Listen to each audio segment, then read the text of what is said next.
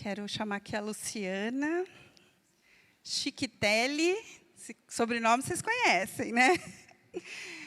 Eu fiquei desde o dia que o pastor falou que ela vinha trazer uma palavra, eu falei, oh, aleluia. Sabe a pérola que fica lá escondida? É essa aqui, ó. A Lu, eu tenho certeza que ela realmente é essa pérola preciosa para o Senhor, mas assim, chegou aqui na nossa igreja, e muito nessa palavra, né, do servir, se colocando à disposição para servir, servir como esposa, né, apoiando aí a decisão deles terem mudado com a família para cá, e aí chegou o tempo dessa pérola ser descoberta. E ela tem uma história, né, uma história de vida, uma história de profissão, de realmente servir. Né? Ela é enfermeira, foi enfermeira, né? Foi enfermeira. Agora ela já está na área da educação, que não deixa de ser o servir, né? Servir a próxima geração, e que Deus te abençoe, Lu. Obrigada por estar aqui com a gente.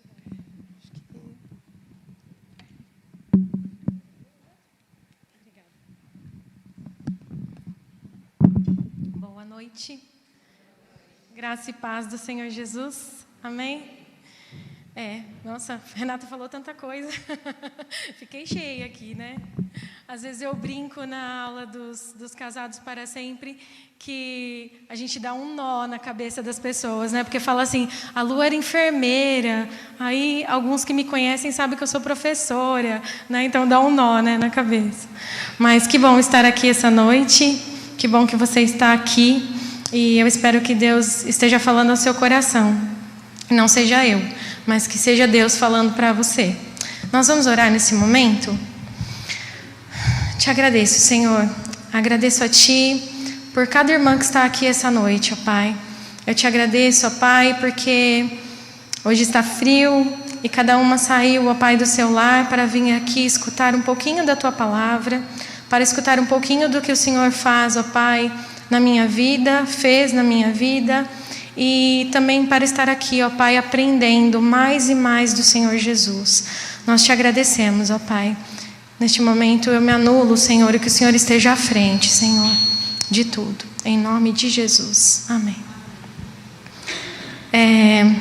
Então a Renata me apresentou, né, como esposa do pastor Osvaldo.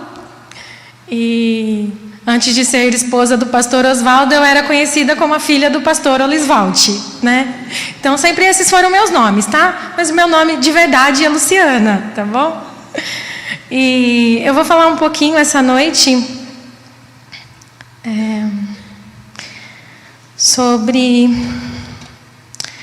escolhidas para servir, e foi algo bem interessante assim que aconteceu, né?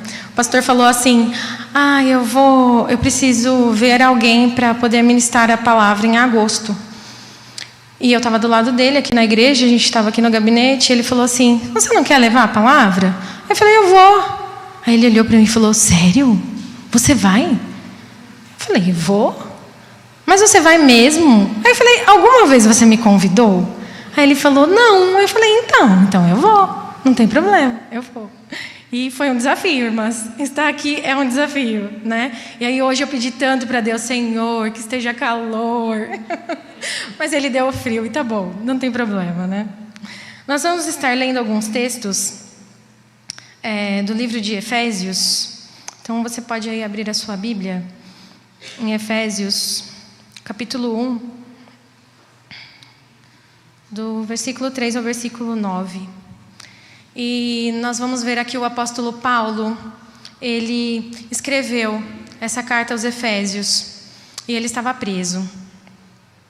E ele manda essa carta à igreja de Éfeso, que era uma igreja que ele implantou e que ele amava.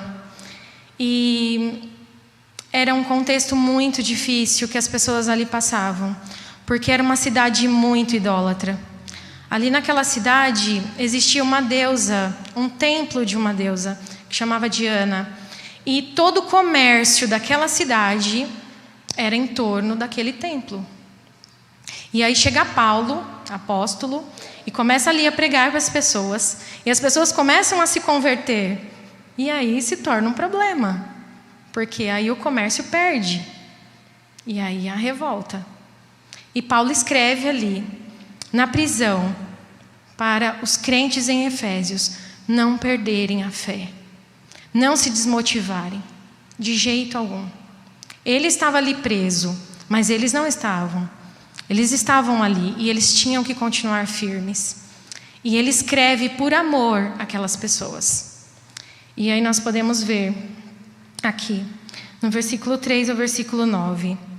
Todo louvor seja a Deus, o Pai de nosso Senhor Jesus Cristo, que nos abençoou em Cristo com todas as bênçãos espirituais, nos domínios celestiais. Mesmo antes de criar o mundo, Deus nos amou, nos escolheu em Cristo para sermos santos, sem culpa diante dele. Ele nos predestinou para si, para nos adotar como filhos por meio de Jesus Cristo, conforme o bom propósito de sua vontade. Deus assim o fez, para o louvor de sua graça gloriosa, que ele derramou sobre nós em seu Filho amado. Ele é tão rico em graça que comprou nossa liberdade com o sangue de seu Filho e perdoou nossos pecados. Generosamente derramou sua graça sobre nós e com ela toda sabedoria e todo entendimento. A carta aos Efésios é uma carta de amor. É uma carta onde ele fala da gratidão que ele tem pelo que Deus fez com ele. Ele fala aqui nos versículos que Deus nos comprou a nossa liberdade através de Jesus Cristo. E a gratidão dele é tanta pelo que o Senhor fez, que mesmo estando ali preso, ele não deixa de falar do amor de Jesus. E ele não estava ali por algo qualquer. Foi Deus que colocou ele ali, para que ele pudesse falar àquelas pessoas que estavam preso. Ele diz que ele estava preso por causa de Jesus. Mas e aquelas outras pessoas que estavam ali? Eles estavam ali por causa de erros deles. E Paulo estava ali para poder falar de Jesus, que Jesus os amava e podia libertar eles. Logo após, nós temos aqui no capítulo 2 de Efésios também, uma exortação de Paulo, que fala no versículo 4 e 5, mas Deus é tão rico em misericórdia e nos amou tanto que, embora estivéssemos mortos por causa dos nossos pecados, Ele nos deu vida juntamente com Cristo. E é pela graça que vocês são salvos. Ele exorta eles. Ele está ali falando para eles. O amor de Jesus chegou até vocês. Falem aos outros. É isso o que Deus manda a gente fazer. Falar aos outros do amor dele, do que ele fez. E ele pede ali para que eles façam isso. Não se esqueçam, ajudem uns aos outros. O versículo 9, vocês são salvos pela graça, por meio da fé. Isso não vem de vocês, é dádiva de Deus. Não é uma recompensa pela prática de boas obras para ninguém que venha se orgulhar. Ele diz ali para eles, Deus deu como dádiva. Ele não está pedindo nada em troca. Não é boas obras que ele pede. Ele dá a nós. Ele dá a nós a salvação de graça, sem pedir nada em troca. E o que nós temos que fazer? Apenas falar aos outros. Distribuir a bênção que nós temos com os outros. É só isso. E quando ele diz, em Efésios 3:1, que ele é prisioneiro de Cristo, isso aqui para mim é algo assim tremendo. Quando penso em tudo isso, eu, Paulo, prisioneiro de Cristo, para o bem de vocês, gentios. Como que uma pessoa está presa e pode pensar que é para o bem? Não era um preso qualquer. Ele estava preso e naquela época, eu nem posso imaginar como é. Eu tenho a visão de presídio, né, pela visão do meu avô. O meu avô, ele falava de Jesus aos presos ali em Araraquara. Quando meu avô se converteu, ele servia a Jesus, indo no presídio, falar para os presos de Jesus. E quantas vezes eu cheguei na casa da minha avó, a gente ia poucas vezes, mas quando ia, meu avô falava como era. Olha, hoje eu fui lá, eles estavam no pátio, tomando sol. É pouco tempo que eles podem ficar ali. E era onde ele falava. E ele falava alguns lugares onde eles ficavam, porque tinham que fazer carteiras, né? Eles trabalhavam lá dentro. Então, meu avô contava. E eu tenho só essa ideia de presídio, ou aquela que a gente vê em filmes, né? Mas, quando eu vejo isso, e quando a gente vê em filmes, é um lugar tão ruim, né? E Paulo diz ali, eu sou prisioneiro de Jesus. Eu estou aqui porque Ele deseja isso. Então é algo assim que você vê que é algo de extrema alegria que Ele faz. Com muita alegria. Ele não está ali sofrendo, amargurado. Não, Ele está ali feliz. E quantas vezes nós vemos, né, Paulo falando em outras cartas, da alegria que ele tem em falar de Jesus mesmo estando preso. Em Efésios 3:7, pela graça e pelo grande poder de Deus, recebi o privilégio de servir, anunciando essas boas obras. Olha só que coisa. A alegria dele de servir ali, preso, mas ele estava servindo a Deus. Ele estava ali e ele sabia que era Deus que tinha colocado ele ali para pregar o evangelho àquelas pessoas. E logo após, ele vem falar à igreja de Efésios. Ele vem falar aos esposos, ele vem falar às esposas, e ele ensina ali: esposo, ame a sua esposa. Esposa, cuide do seu esposo. E aí está o nosso serviço, o nosso servir. O nosso servir primeiro, o nosso primeiro ministério é dentro da nossa casa. É servindo aos nossos maridos, é servindo aos nossos filhos. E como isso vai contra o que a gente vive hoje? O feminismo que diz não, você não tem que fazer isso. Você tem que ser feliz. Você tem que cuidar de você.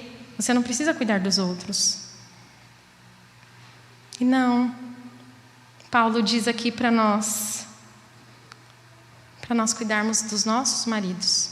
E para os maridos amarem as esposas. É esse o nosso servir, dentro da nossa casa. E como é gostoso isso. Eu me sinto feliz, privilegiada, em poder servir dentro da minha casa. Não sou escrava, né? Todo mundo tem o seu papel dentro de casa. Mas como é gostoso servir. Como é gostoso quando você acorda de manhã, você pode fazer um café da manhã diferente, e você pode conversar com seus filhos, conversar com seu esposo. É tão bom isso. É um serviço tão agradável, é algo tão gostoso, né? Eu me sinto privilegiada em poder participar disso.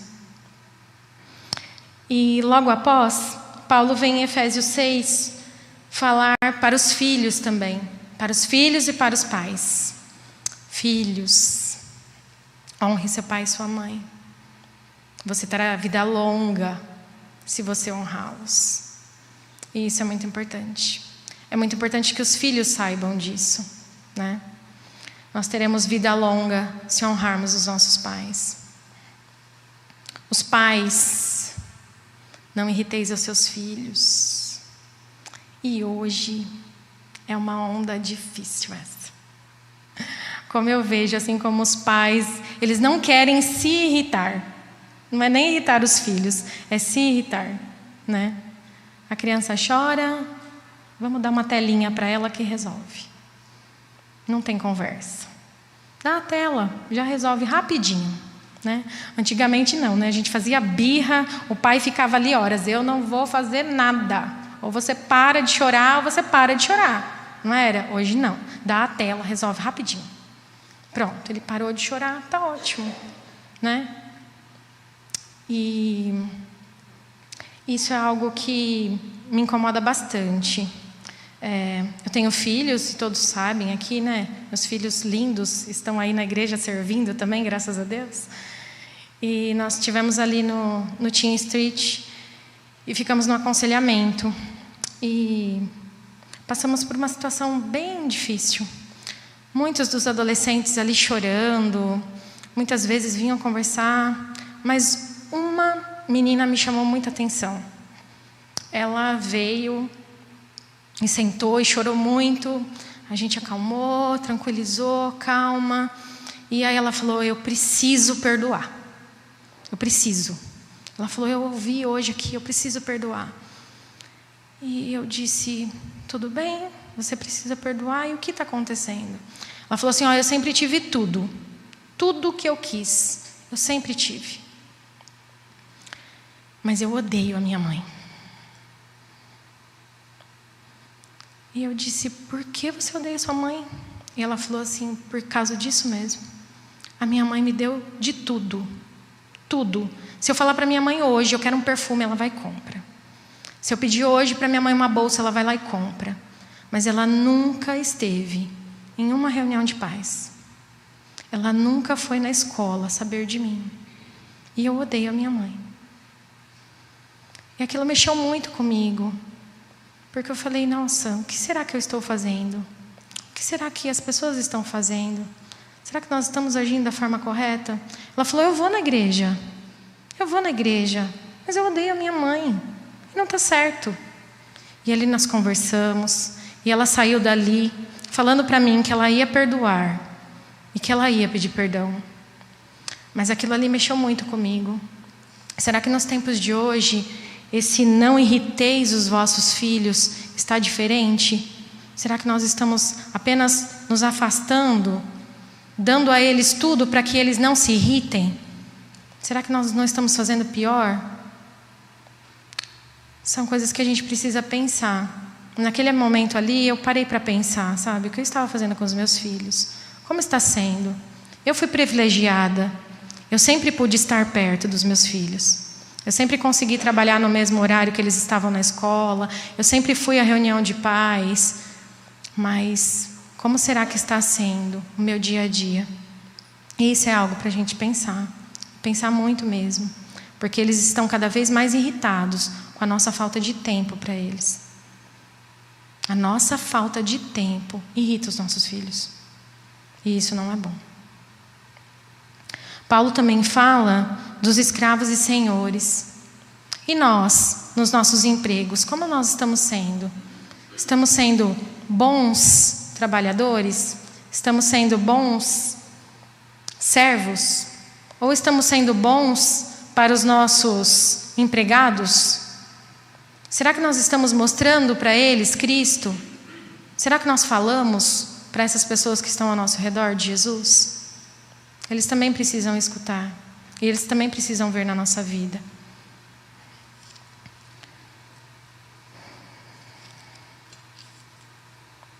Nós somos escolhidas para servir. E o que você tem feito? Quando Deus ele nos dá um talento, um dom, Ele dá de acordo com aquilo que a gente consegue fazer. E em Mateus 25, do 14 ao 30, está ali a parábola dos 3 servos. O Senhor foi viajar, mas distribuiu ali 5 dons, 5 talentos para um, 3 talentos para o outro e 1 talento para o outro. Ele sabia o que cada servo podia fazer de melhor.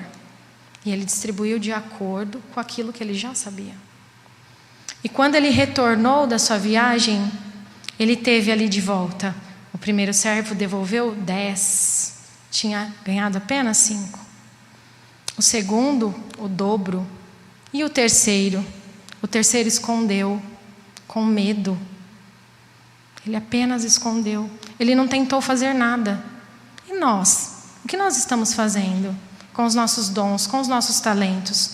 Nós estamos fazendo como os outros que foram atrás, que correram atrás, que serviram, que dobraram, multiplicaram o que eles tinham? Ou nós estamos escondendo, guardando, enterrando e não estamos fazendo nada? Pode ser lá no ministério na sua casa, pode ser lá no ministério onde você trabalha, ou pode ser dentro da igreja. O que você tem feito? O que eu tenho feito? para que o nome de Jesus seja glorificado. Quando a gente fala de servo, né, a gente tem uma ideia assim, servo. Ai, será que não é escravo? Acho que é a mesma coisa. Não. O servo, ele é uma pessoa muito importante. Tanto na época de Jesus, como na época aí dos senhores feudais, né, se a gente for ver na história, servo era uma pessoa muito importante. Ele era quem realmente estava à frente, ali como líder dos empregados. Ele era quem fazia a riqueza do seu senhor prosperar. E ele sabia que ele era importante. Ele é que estava à frente de tudo. E quando a gente se lembra dessa palavra servo, lembre-se, você é muito importante. Você é importante no reino de Deus. É você que está aqui, pronto, preparada, e eu tenho certeza que Deus tem dado talento a todo mundo. A cada um deles Ele dá, a cada um de nós Ele dá, da maneira como Ele sabe que a gente pode servir. E que nós possamos realmente estar fazendo isso com amor.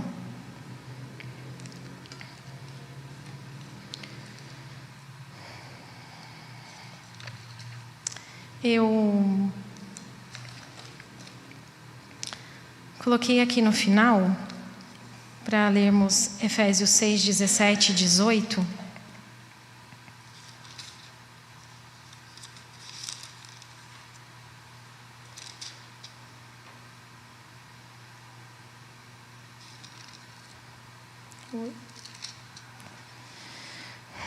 Usem a salvação como capacete e empunhem a espada do Espírito, que é a palavra de Deus.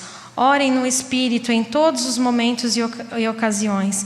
Permaneçam atentos e sejam persistentes em suas orações por todo o povo santo.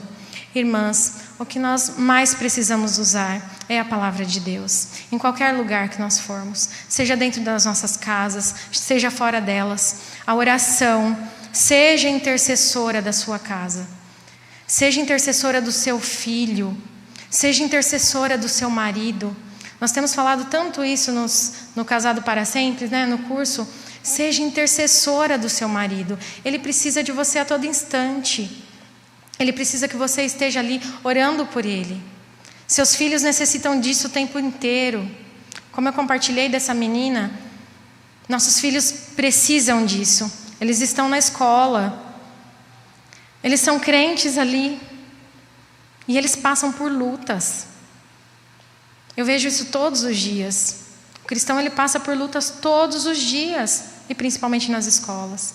Ore pelo seu filho, ore pelo seu marido. Isso é muito importante. É o nosso primeiro ministério, é o seu primeiro serviço. Está aí, dentro da sua casa.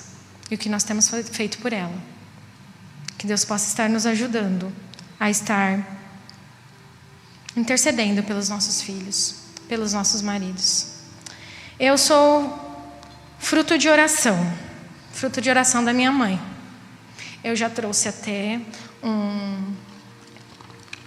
um papelzinho aqui, porque a pessoa é muito chorona. Então eu já deixei aqui, o pastor perguntou, você está bem? Estou bem. Mas já deixei aqui o papelzinho, tá? Eu sou fruto de oração da minha mãe e do meu pai. E os meus pais, eles... Ixi, acho que eu perdi o papel, gente. Tá aqui, achei. Os meus pais, eles foram muito corajosos em tudo que eles fizeram. Meu pai, pastor, 43 anos, teve vários ministérios. Começou aqui em São Paulo, né, onde eu nasci. E eu sempre vi a minha mãe. Minha mãe sempre deixou tudo. A minha mãe deixou tudo para poder servir. E como a minha mãe era feliz servindo. Eu só via a minha mãe assim radiante quando ela falava assim, vou fazer uma visita. Até hoje é assim. Agora pouco, né? Porque não está mais meu pai não está mais conosco. Mas mesmo assim, quando fala que alguém vai na casa dela, é uma festa. Ela limpa a casa, ela arruma a casa, ela faz de tudo. E sempre foi assim. Minha casa sempre foi cheia de gente, né? muitas pessoas que iam lá se aconselhar, iam conversar. E os meus pais sempre foram de muita oração. Minha mãe sempre de muita leitura da Bíblia. Muita mesmo. E eu sempre tive esse exemplo de serviço dentro da minha casa. A minha mãe, ela se formou junto comigo no magistério. Ela estudou junto comigo. Quem sabe um dia eu traga ela aqui para vocês conhecerem mais, né? Mas assim, ela estudou junto comigo, se formou no magistério, era professora, mas minha mãe não conseguiu dar aula. Porque ela falava assim, seu pai vai sozinho para visita? Não pode, eu vou com ele. Então ela deixou tudo. O meu pai, a vida inteira, esteve dentro da igreja. E o local onde eu mais via ele feliz era dentro da igreja. Eu lembro da última ceia. O último dia que meu pai pôde estar dentro da igreja era um dia de ceia. E eu lembro que eu liguei para ele no domingo. Ele falou assim, olha, eu não posso conversar muito hoje, porque hoje vai ter ceia. Então eu tenho que me preparar, né? E na sexta-feira ele foi internado. Isso aconteceu no domingo, na sexta ele foi internado. Mas era o dia mais feliz da vida do meu pai. Era o domingo que ele passava o dia inteiro na igreja. E nós vivemos isso. E eu vivi isso. E vi. Numa determinada fase da minha vida, eu não quis mais a igreja. Eu vivia dentro da igreja. Eu me batizei aos 8 anos de idade. Eu vi muitos milagres de Deus. Muitos. Muitos mesmo. Mas teve uma época que eu falei, pai, não quero mais. Não quero mais ficar dentro da igreja. E meu pai era baixinho, gente. E era bravo. E ele olhou para mim e falou assim, tudo bem. E eu falei, o quê? Meu pai falou, tudo bem? Ele falou, tudo bem. E Deus é tão poderoso que Ele me cercou de uma tal maneira. Eu não fui mais para a igreja de Guariba, né? Nós éramos de lá. E eu fui estudar. Eu estudava numa cidade fora, Ribeirão Preto. E um dia eu cheguei, uma quarta-feira, eu cheguei na porta da escola. Eu era a última que chegava, porque meu ônibus sempre chegava depois. E eu cheguei na porta da escola e a secretária falou assim, hoje não tem aula na sua sala. Não tem aula? Não. E todos os seus amigos já foram embora. Eu falei, e agora? O que eu vou fazer? O que eu vou ficar fazendo? E 8 quarteirões acima da escola era o shopping. Eu falei, vou pro shopping. Pronto, acabou. Vou pro shopping. No meio do quarteirão, eu olhei e a igreja estava aberta. A primeira igreja batista de Ribeirão Preto. Eu já conhecia, meu pai já tinha tido ministério em Ribeirão Preto, eu tinha alguns amigos. Falei, vou para lá. Falei, mas é dia que todo mundo vai para a faculdade, ninguém vai estar lá.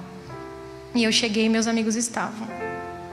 E eu fiquei ali na igreja de Ribeirão Preto por algum tempo. E teve um acampamento que eu fui.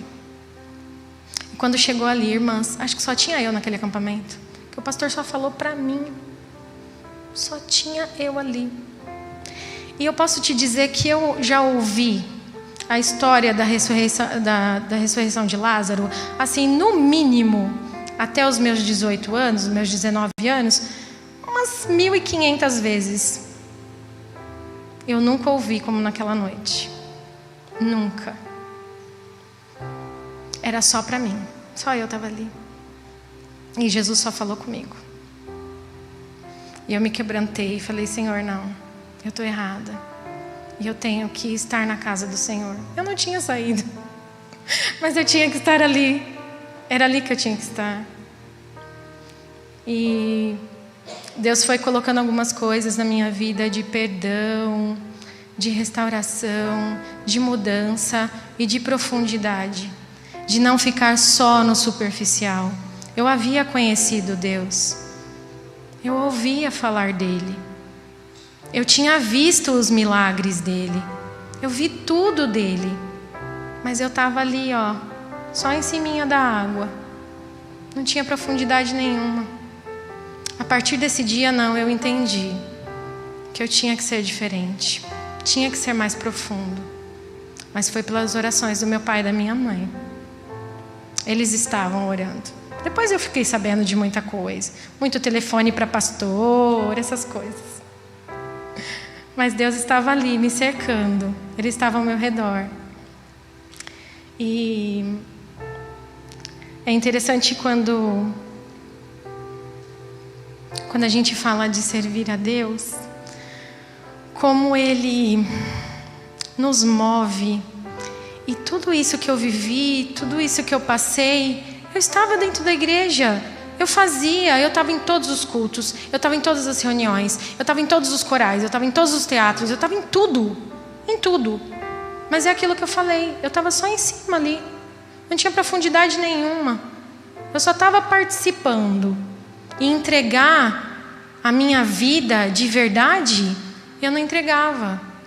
Mas aos 19 anos eu consegui fazer isso.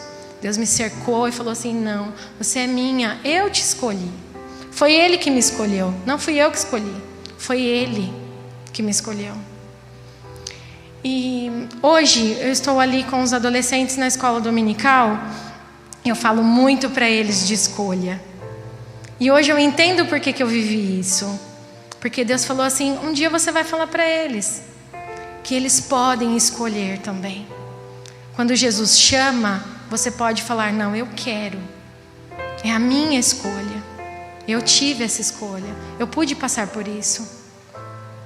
Fale para o seu filho. Fale para a sua filha de Jesus. Ele vai escutar. Ore por ele. Eu tenho certeza que ele vai escutar. Deus vai ouvir. E ele vai estar com Jesus. Eu tenho certeza disso. Bom, eu podia ficar aqui a noite inteira contando um monte de coisa. Mas eu não posso mais. Depois de tudo isso que Deus fez comigo, Deus trouxe muitas coisas boas para mim. Passamos por muitos problemas também, mas muitas coisas boas. E eu conheci o pastor. Nós não nos conhecemos na igreja. Muita gente acha que a gente se conheceu dentro da igreja. Não nos conhecemos dentro da igreja, mas eu conheci o pastor. Nós pudemos ter uma vida que ele também veio, né? Ele veio do mundo, veio aí de uma idolatria. E quando a gente se conheceu, a gente queria ter mais de Deus. A gente conseguiu assim junto entender mais de Deus, conhecer mais de Deus. E Deus mostrou para nós quanta coisa boa Ele podia colocar na nossa vida, né? E hoje, graças a Deus, temos uma família. Passamos por um problema muito sério quando a Bianca nasceu. A Bianca nasceu prematura e ficou entubada, foi para o UTI neonatal. E no 6º dia que ela estava entubada, o médico falou assim para mim: nós já tiramos a sedação. Você confia em Deus? Eu falei para ele: confio. Então pede para ele. E no 13º dia, a Bianca acordou, 5 horas da manhã, sozinha. Tirou tudo. Tirou o tubo, tirou o respirador, tirou tudo. E saiu de lá sem sequela nenhuma. O médico falava que ela tinha um problema no coração, que ela tinha um problema ali, que ela tinha um problema aqui. Não tinha nenhum problema. Nenhum problema. Bianca, com 25 dias, eu fui internada às pressas. Meu rim estava parando. E eu me lembro assim, vagamente, da hora que eu acordei da cirurgia, que o médico disse mais um dia e ela morreria. Deus não quis. E após isso veio mais algumas lutas. E Deus restaurou todas. A médica falava para mim que se eu quisesse mais um filho, que eu ia ter que fazer anos de tratamento. E eu ficava apavorada, porque eu falei: eu não quero fazer tratamento. Eu via as grávidas saindo com aquele monte de remédios. E eu falava: Senhor, eu não quero isso. Não, eu vou ficar só na Bianca mesmo. Já passei por tudo, já acabou, deixa por isso mesmo. E aí Bianca fez 2 anos e eu passei muito mal. Fui parar no hospital e o médico descobriu: você está grávida. E eu falei, e agora? Vou ter que tomar um monte de remédio. Eu tinha uma doença autoimune que foi diagnosticada, a Bianca tinha mais ou menos uns 4 meses. E eu falei, e agora? E o médico falou assim, não precisa procurar médico, eu vou cuidar enquanto estiver tudo bem. E eu não tive nada. Durante toda a gravidez do Otávio, nada. O Otávio nasceu perfeito, gordinho, lindo. Né? E aí, quando o Otávio completou 6 meses, eu tive um probleminha e eu tive que voltar na médica. E ela falou muita coisa para mim. Falou assim, eu já não falei para você, se você quiser um outro filho, você vai ter que fazer tratamento. E eu fiz assim, doutora, meu filho está com 6 meses lá no carro. E ela não acreditou. Então Deus fez muitas coisas na minha vida. Mas eu escolhi servir a Ele. E é o que eu escolhi, é servir a Ele. Em qualquer tempo, fosse no tempo ruim ou no tempo bom, eu escolhi servir. E eu espero que nessa noite eu possa ter contribuído um pouquinho para você também servir e estar com Jesus. E quando a Renata falou para mim assim, tem alguma música que você queira, que você gosta? E essa música, ela falou muito na minha conversão. Porque tudo que eu tenho e tudo que eu sou é do Senhor Jesus. Vem dEle. Não está nas minhas mãos, mas vem dEle. Tudo que eu tenho e tudo que sou, vem de Ti, Senhor.